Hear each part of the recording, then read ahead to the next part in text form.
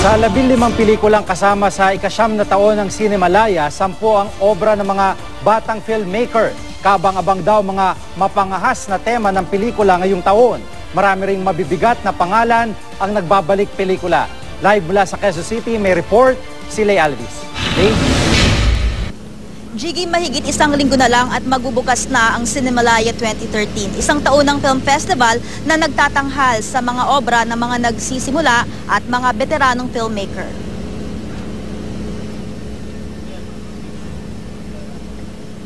Taong-taong inaabangan ng mga film enthusiast ang Cinemalaya. Ngayong taon, kasama naman sa mga inaabangan ang pagganap ng award-winning actress na si Batangas Governor Vilma Santos, veteranang aktres na si Sherry Hill, gayon din ang pagganap ni Gretchen Barreto, Lovie Poe, Alessandra De Rossi at iba pa. Magabalik pelikula rin ang beauty queen actress na si Alma Concepcion.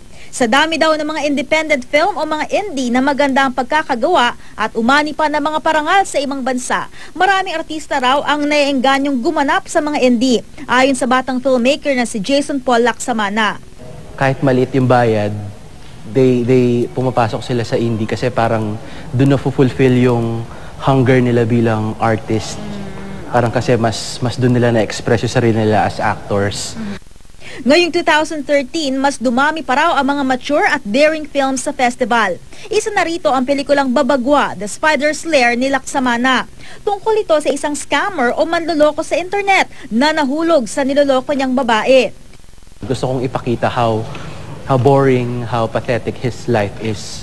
Kasi yun yung magiging source of dissatisfaction niya. Kaya siya naghahanap hindi lang ng pera sa online scamming, kundi ng pagmamahal. Kabilang naman ang 9 ni Joseph Israel Laban sa mga may mapangahas na tema. Ang 9 ay base sa totoong kwento ng isang 9 na taong gulang na batang ina na nabuntis ng sariling ama. Layunin daw ng mga pelikula ni Laban na isa ring managing producer ng GMA News and Public Affairs na imulat ang kamalayan ng publiko sa mga usaping gaya nito na kailangang harapin ng ating lipunan. Inspiring kasi yung kwento ng bata, pero in spite of yung pinagdaanan niya, nagawa pa rin niya na mag-survive. Maraming mga na-abuse na mga bata sa Pilipinas. And a lot of the abuses kasi hindi sila nare-report o hindi napapag-usapan.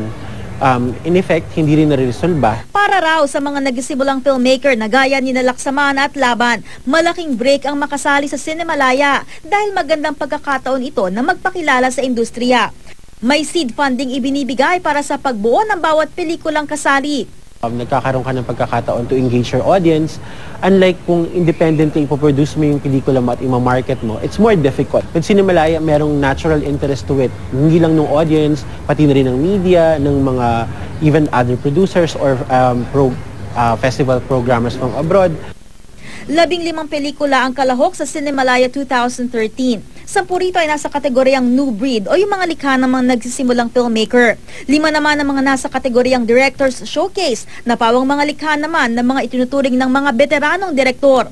May mapapanood ding short films at exhibition films. Mas maraming participants ang nagkakaroon ng pagkakataon. So para kumbaga, you spread a wide net.